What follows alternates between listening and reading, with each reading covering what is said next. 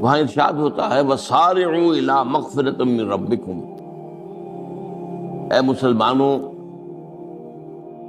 دوڑ لگا دو اور آگے سے آگے نکلنے کی کوشش کرو۔ مسارعت کے معنی ہوں گے تیز دوڑنے میں ایک دوسرے کے ساتھ مقابلہ کرتے ہوئے آگے نکلنے کی کوشش۔ سارعوا الی مغفرۃ من ربکم، اپنے رب کی مغفرت کی طرف دوڑو اور دوڑ میں مقابلہ کرو، ایک دوسرے سے آگے نکلنے کی کوشش کرو۔ وجنت، اور اس جنت کی طرف دوڑ لگاؤ، عرضها السماوات والارض، جس کا پھیلاؤ آسمانوں اور زمین جتنا ہے۔ اعدت للمتقین، وہ تیار کی گئی ہے، سجائی گئی ہے، اسے پورے اہتمام کے ساتھ تیار کیا گیا ہے اہل تقویٰ کے لیے۔ ان اہل تقویٰ کے کچھ اوصاف کیا ہیں؟ الذین ينفقون فی السراء والضراء، وہ لوگ کہ جو خرچ کرتے ہیں، مراد ہے اللہ کی راہ میں، اور اللہ کی راہ میں خرچ کرنے کی دو مدیں ہیں۔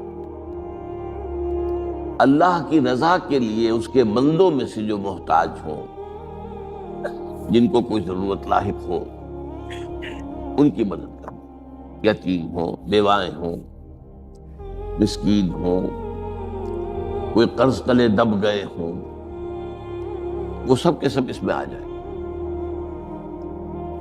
لہذا دوسری مد کیا ہے؟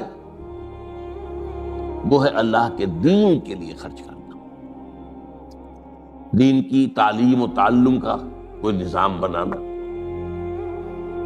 پھر یہ کہ دین کو دوسروں تک پہنچانا، اس کے لیے سارے ذرائع جو بھی کسی زمانے میں ابلاغ کے موجود ہوں ان سب کو استعمال کرنا، اس کے لیے خرچ درکار ہے۔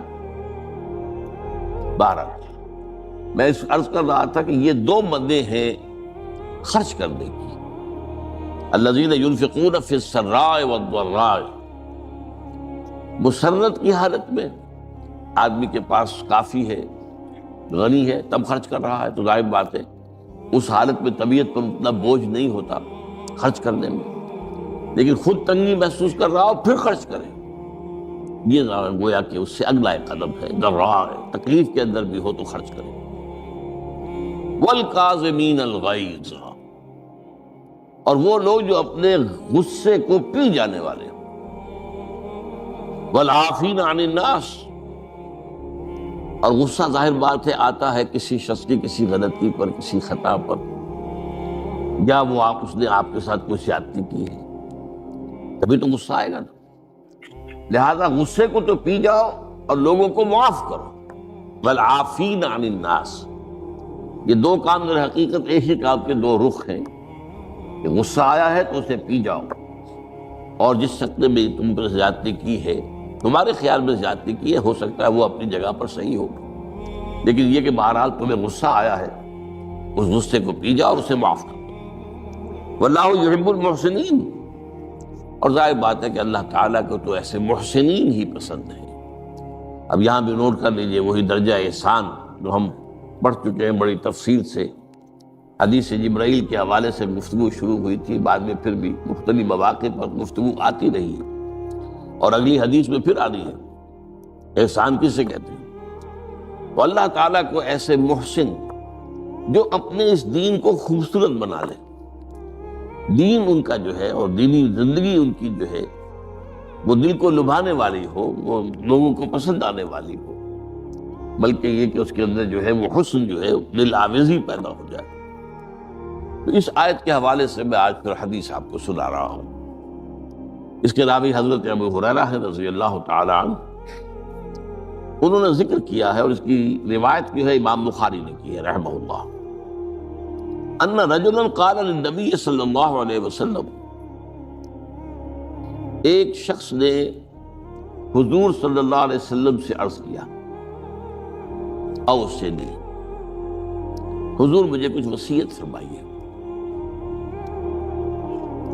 اوصا یوسی ایصاء، وصیت کرنا، وصا یوصی توصیتاً، اس کے معنی بھی وہی ہے۔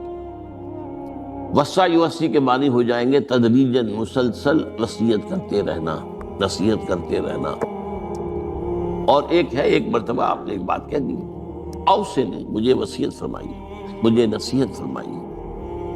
قال لا تغضب، آپ نے ایک ہی بات فرمائی، غصہ نہ کیا کرو،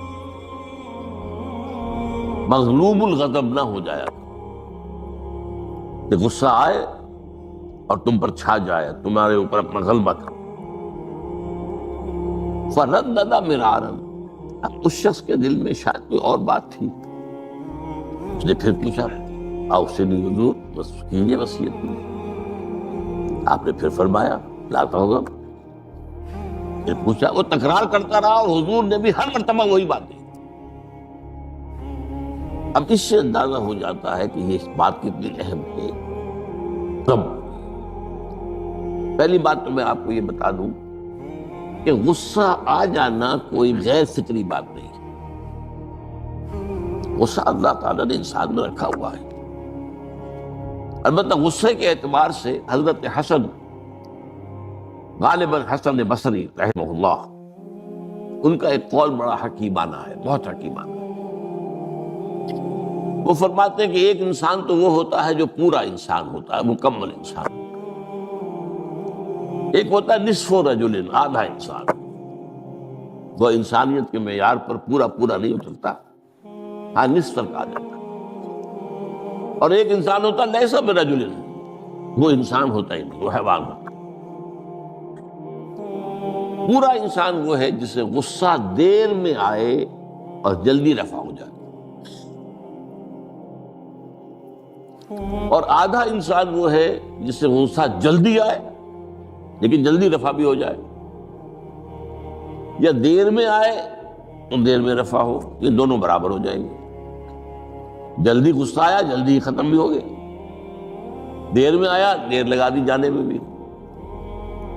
اور جو شخص سرے سے انسانیت کا مستحق ہی نہیں کہ اسے انسان مانا جائے، غصہ جلدی آ جائے اور دیر میں جائے، وہ اصل میں پھر انسان نہیں، وہ اخلاقی اعتبار سے پورا انسان کہلانے کا مستحق نہیں۔ تو غضب کے اعتبار سے یہ تین درجے جو ہے وہ سامنے رہتے ہیں۔ پھر مزاجوں کی بات بھی ہوتی ہے۔ اللہ تعالیٰ نے مختلف مزاج بنائے ہیں۔ بعض طبائع کے اندر جمال کا عنصر زیادہ ہوتا ہے، جمالی شخصیت، خوبصورت شخصیت طبعاً۔ بعض جلالی مزاج کے لوگ ہوتے ہیں، ہمارے بزرگوں میں بھی ہوتا ہے، دیندار لوگوں میں بھی ہوتا ہے، یہاں تک کہ نبیوں میں بھی ہے۔ حضرت موسیٰ علیہ السلام جلالی طبیعت کے آدمی، آپ کو معلوم ہے ان کے واقعات تمہارے سامنے ہیں جو قرآن میں موجود ہیں۔ ایک قبطی کا اور ایک اسرائیلی کا جھگڑا ہو رہا تھا، اس اسرائیلی نے مدد مانگی تو حضرت موسیٰ نے ایک مکہ لگایا ہے اس قبطی کو اور اس کی جان نکال دی۔ تو ان کے غضب کا، ان کی جلالی طبیعت کا یہ عالم۔ اور اس کا سب سے بڑا نقشہ جو قرآن مجید میں آتا ہے کہ جب اللہ تعالیٰ نے جب ہجرت ہو گئی اور مصر سے حضرت موسیٰ علیہ السلام اپنی قوم کو لے کر، بنی اسرائیل کو لے کر نکل آئے، دریا یا سمندر بھی اللہ نے پار کرا دیا، سمندر کو یا دریا کو پھاڑ کر۔ اس کے بعد وہ مرحلہ آیا کہ انہیں اب شریعت دی جائے، اس لیے کہ اصل میں ہجرت کے بعد پھر شریعت آتی ہے۔ ہجرت سے پہلے کا وقت جو ہے وہ تو ایک کشاکش کے اندر گزرتا ہے، جیسے کہ 12 برس حضور کے مکے میں ہے، ایک کشاکش ہے جسے ہم عام طور پر کشمکش کہہ دیتے ہیں، ایک سٹرگل ہے، اس میں مصیبتیں ہیں، تکلیفیں ہیں، ماریں کھائی جا رہی ہیں وغیرہ وغیرہ۔ تو ابھی کسی تفصیلی شریعت کے لیے جانے کا موقع نہیں تھا۔ نماز بھی جا کر 5 وقتہ جو ہے وہ سن 1190 میں فرض ہوئی ہے، یعنی آپ سمجھئے کہ ہجرت سے 1-1.5 سال پہلے۔ اس کے علاوہ زکوٰۃ کا کوئی نظام ابھی باقاعدہ کہ یہ اتنے میں سے اتنا کوئی نہیں۔ ہاں عام طور پر لفظ زکوٰۃ استعمال ہوا ہے، اپنے مال کو پاک کرو، پاک کرتے رہا کرو، مال میں سے صدقہ خیرات نکالتے رہا کرو، اس سے وہ مال پاک ہو جاتا ہے۔ تو اسی طریقے سے جو ہجرت آئی حضور پر، جو ہجرت کے بعد شریعت نازل ہوئی مدینہ منورہ میں، اور دورہ ترجمہ قرآن میں یہ بات واضح میں کر دیا کرتا ہوں کہ اس شریعت کا بلو پرنٹ جو ہے، یہ لفظ آپ میں سے بہت سے حضرات جانتے ہوں گے، کوئی عمارت بنانی ہو تو اس کا جو نقشہ بنتا ہے پہلا وہ ایک نیلے کاغذ پر بنتا ہے، بلو پرنٹ۔ تو بلو پرنٹ جو ہے اس شریعت محمدی علی صاحب الصلاۃ والسلام کا، وہ سورہ بقرہ میں تیار ہو گیا۔ پھر اس میں جو تفاصیل کے اور پورے جو خد و خال آئے ہیں وہ پھر سورہ نساء اور سورہ مائدہ اس کی تکمیل کی شروع۔